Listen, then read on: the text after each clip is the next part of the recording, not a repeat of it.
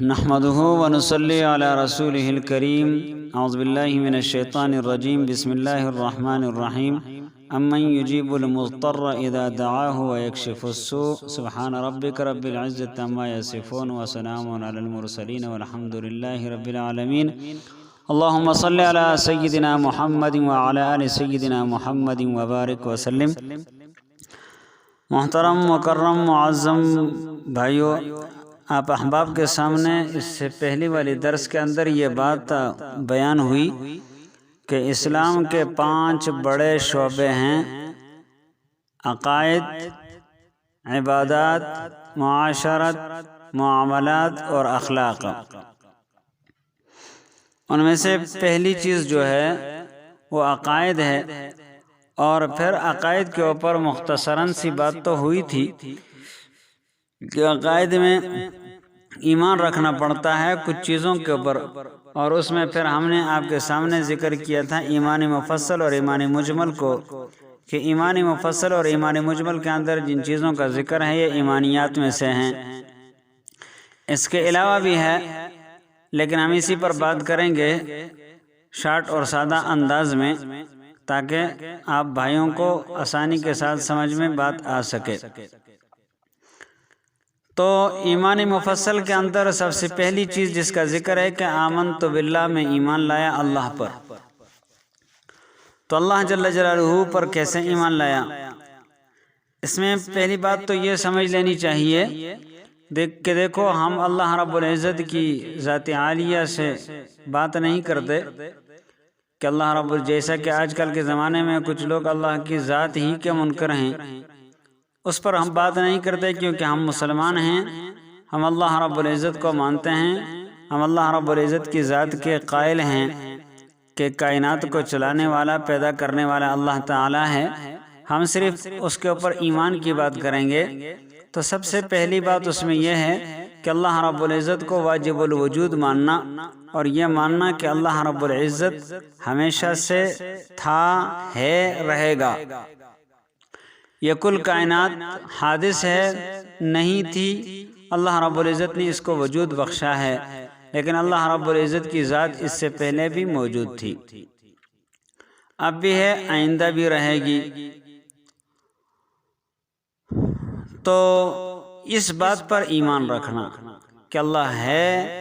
تھا، ہے، رہے گا ہمیشہ کے لیے۔ اور یہ بات بھی ذہن میں رکھ لینی چاہیے کہ جو تھا، ہے اور رہے گا یہ ہم اپنے اعتبار سے کہہ رہے ہیں، اللہ رب العزت کے لیے یہ چیز نہیں ہے۔ زمانوں کا اعتبار، یہ زمانے ہمارے لیے ہیں، اللہ کے لیے نہیں، کہ اللہ کے لیے کوئی چیز ماضی ہو، کوئی حال ہو، کوئی مستقبل ہو،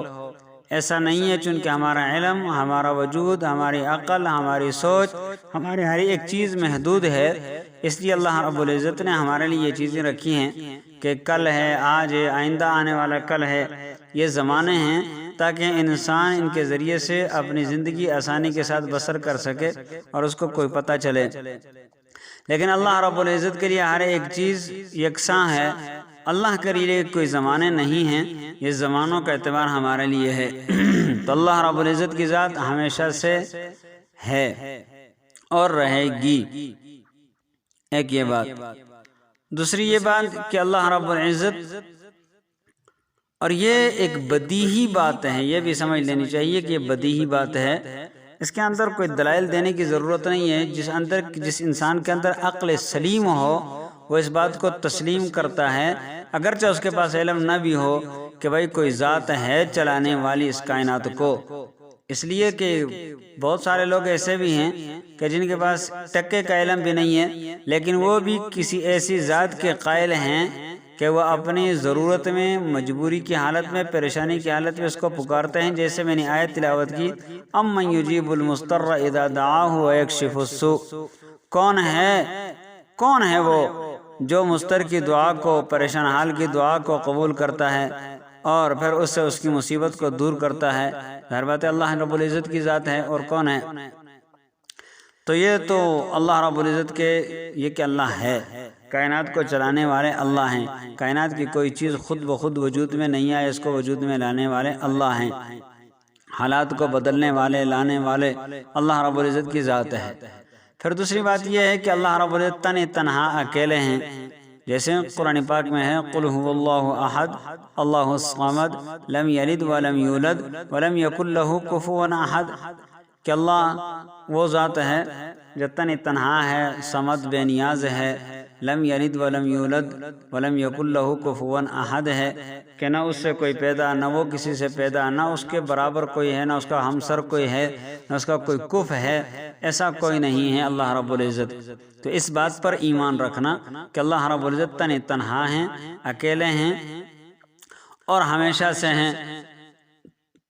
پھر یہ بات ذہن میں آتی ہے کہ اللہ ہمیں نظر کیوں نہیں آتے، تو یہ سمجھ لینا چاہیے کہ دیکھو اگر اللہ رب العزت چاہتے تو اللہ رب العزت ہمیں نظر بھی آتے، لیکن چونکہ ایمان بالغیب، پہلی بات یہ کہ دیکھو ایمان بالغیب مراد ہے، اللہ رب العزت پر قادر ہیں کہ دنیا ہی میں بھی ہمیں اللہ نظر آتے، بنا دیتے ہمیں ایسے، پیدا فرما دیتے ہمیں ایسے، لیکن اللہ رب العزت نے ایسا نہیں پیدا فرمایا۔ اس میں اللہ کی حکمتیں ہیں، وہ کتنی ہوں گی اور کیا حکمتیں اللہ ہی جانتا ہے، لیکن ان میں سے ایک بات یہ ہے کہ چونکہ ایمان بالغیب اللہ رب العزت کے ہاں مقصود ہے انسان کا، کہ اللہ رب العزت نے انسان کو پیدا اس لیے فرمایا ہے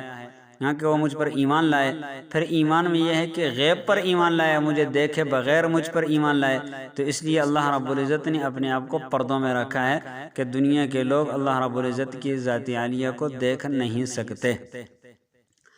ہاں ممکن ہے، لیکن اللہ رب العزت کو مقصود، اللہ رب العزت کے ہاں، اللہ کی منشا یہی ہے، اس لیے انسان دنیا میں اللہ کو دیکھ نہیں سکتا۔ جیسے کہ حضرت موسیٰ علیہ السلام نے مطالبہ کیا تو اللہ رب العزت نے فرمایا لن ترانی، میرے موسیٰ آپ مجھے دیکھ نہیں سکتے، ہاں اگر آپ اس پہاڑ کو دیکھ لیں ایک، اچھا وہ تو دوسری بات آ جاتی ہے۔ پہلی بات یہ ہے کہ اللہ کے ہاں مقصود یہ ہے، بس یہ شارٹ اور سادہ سی بات ہے، وہ علمی اور اس طرح کی گفتگو میں نہیں کرنا چاہتا،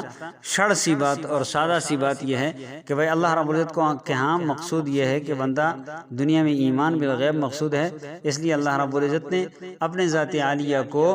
دنیا کے انسانوں سے پردے میں رکھا ہے، صرف اپنے ذات عالیہ کو نہیں بلکہ اس سے ہٹ کے بہت ساری اور چیزوں کو بھی، جیسے فرشتے ہو گئے، جنت ہو گئے، جہنم ہو گئی، ان ساری چیزوں کو اللہ رب العزت نے انسان سے چھپا کے رکھا ہے، کیونکہ ایمان بالغیب مراد ہے، مقصود ہے۔ دوسری بات یہ کہ دیکھو دنیا میں اللہ رب العزت نے انسان کو ایک کمزور پیدا کیا ہے، اللہ رب العزت کی تجلیات، اللہ رب العزت کی نور کا ادراک دنیا میں بندہ ان اپنی کمزور آنکھوں سے کر ہی نہیں سکتا۔ ہم تو ایک سورج کو دیکھ نہیں سکتے، ایک سورج کی کرنیں جو ہوتی ہیں اس کی طرف بندہ جو ہے نا آنکھیں اٹھا کر دیکھ نہیں سکتا سورج کی ٹکی کو، کہ جب وہ اپنے چمک دمک پہ ہو، تو پھر اللہ رب العزت کی اتنی بڑی ذات اور اتنی نورانی ذات، اس کو اللہ نور السماوات والارض، تو پھر اللہ رب العزت کو دیکھنا یہ انسان کے لیے دنیا میں ممکن نہیں۔ اس لیے حضرت موسیٰ علیہ السلام نے جب یہ دعا مانگی اللہ تعالیٰ سے اور ارادہ فرمایا کہ اللہ میرا دل چاہتا ہے کہ میں آپ کو دیکھوں، اللہ تعالیٰ ہم کلام ہوئے جو موسیٰ علیہ السلام سے، تو اللہ رب العزت نے فرمایا کہ میرے موسیٰ آپ مجھے نہیں دیکھ سکتے، آپ اس پہاڑ کو دیکھیں، پہاڑ پر میں تجلی کرتا ہوں، اگر یہ پہاڑ اپنے جگہ پر ٹکے رہا تو پھر تو آپ بھی مجھے دیکھ لیں گے، ابھی میرا نظارہ کر لیں گے، دیدار کر لیں گے، لیکن جب پہاڑ کے اوپر اللہ کی تجلی ہوئی تو پہاڑ راگ ہو گیا، تو موسیٰ علیہ السلام نے بھی توبہ نکالی اور اللہ سے معافی مانگی، تو یہ نہیں کہ کسی کو کوئی گناہ ہو گیا تھا، بلکہ یہ معافی اس بات پر مانگی کہ چونکہ انبیاء کی شان بہت اونچی ہوتی ہے تو اس لیے اپنی انکساری کا اظہار کیا۔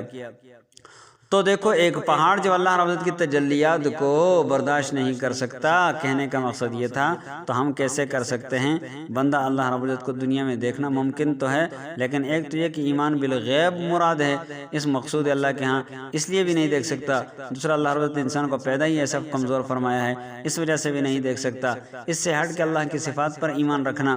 تو ایک تو یہ، دوسری بات یہ کہ اللہ تنہا ہے، اکیلے ہیں، اس بات پر ایمان رکھنا، جیسے قل هو اللہ احد میں آتا ہے اور قرآن پاک کی بہت ساری جگہوں میں آتا ہے، تو اللہ تنہا ہیں، اکیلے ہیں، یہ اس بات پر ایمان رکھنا۔ تیسری بات یہ ہے کہ اللہ رب العزت کو دنیا کی کسی چیز کے ساتھ تشبیہ دے کر نہیں سمجھنا چاہیے کہ نعوذ باللہ من ذالک، کہ اللہ رب العزت کہیں ہماری طرح ہیں، یا ہم یہ کہیں کہ اللہ تعالیٰ کسی اور چیز کی طرح ہیں، کسی چیز سے تشبیہ نہیں، لیس کمثلہ شیء فی الارض ولا فی السماء، اللہ جیسی کوئی چیز نہ زمین میں ہے نہ آسمان میں ہے۔ ہم یہ نہیں کہہ سکتے کہ اللہ ایسے ہوں گے، ایسے ہوں گے، ایسے ہوں گے، اس قسم کا تصور ہی رکھنا یہ بھی مناسب نہیں ہے۔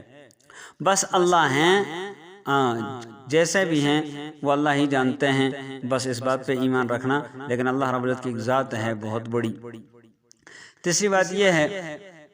کہ اس سے ہٹ کے ایک اور بات کہ بھائی بعض دفعہ ہم یہ کہتے ہیں نا کہ یہ ایک زمین آسمان کے مقابلے میں اتنی ہے کہ جس طرح کے جو ہے نا جیسے طرح کہ ایک بہت بڑے گراؤنڈ کے اندر چھوٹی سی گیند اور پھر دوسرا آسمان ایسا، پھر تیسرا، پھر عرش، تو اللہ کتنے بڑے ہوں گے۔ یہ بعض دفعہ بعض ساتھی اس قسم کی بات کرتے ہیں، تو یہ بات یہاں تک پہنچ کر کہ اللہ کتنے بڑے ہوں گے، تو اس اللہ کے وجود کے بارے میں اس قسم کی بات کہنا بھی یہ نازیبا ہے، مناسب نہیں ہے، اس سے بھی پرہیز کر لینی چاہیے۔ تیسری بات یہ کہ اللہ رب العزت کی صفات، کہ اللہ رب العزت کے لیے جو صفات ثابت ہیں ان پر ایمان رکھنا، جو صفات اللہ کے لیے ثابت نہیں ہیں، جو صفات اللہ کے لیے مناسب نہیں ہیں، ان سے اپنے آپ کو بچائے رکھنا۔ جیسا کہ اللہ رب العزت اولاد سے پاک ہے، تو اللہ کے لیے اولاد ثابت کرنا شرک ہے، کفر ہے۔ اور دنیا کا کوئی بندہ ہو اس کی اولاد نہ ہو تو یہ اس کے لیے عیب ہے، لیکن اللہ کے لیے اولاد کا ہونا عیب ہے، اور دنیا میں کسی بندے کے لیے اولاد کا نہ ہونا عیب ہے۔ یہ ایک فرق ہے، اس فرق کو سمجھنا۔ اس طرح کہ اللہ رب العزت کی بہت ساری صفاتیں جو قرآن اور احادیث سے ثابت ہیں، جو صفات جو نام اللہ کے ثابت ہیں اللہ کے لیے، ان سب پر ایمان رکھنا، ان کو ماننا، چاہے وہ سمجھ میں آئیں چاہے وہ سمجھ میں نہ آئیں۔ جیسا کہ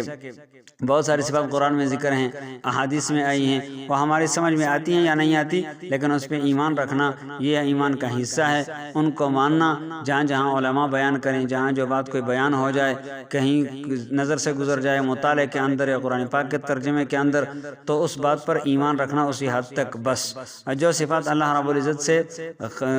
کے لیے نہیں ہیں، سلب کی گئیں کہ یہ صفات اللہ کی شان نشان نہیں ہیں، تو ان پر اس طرح کا ایمان رکھنا یہ اللہ رب العزت کی ذات پر ایمان ہے۔ اس کی تفصیل بہت زیادہ لمبی ہے، یہ تو مختصر اور شارٹ الفاظ میں آج کے اس درس میں یہ چھوٹی سی بات بیان ہو گئی۔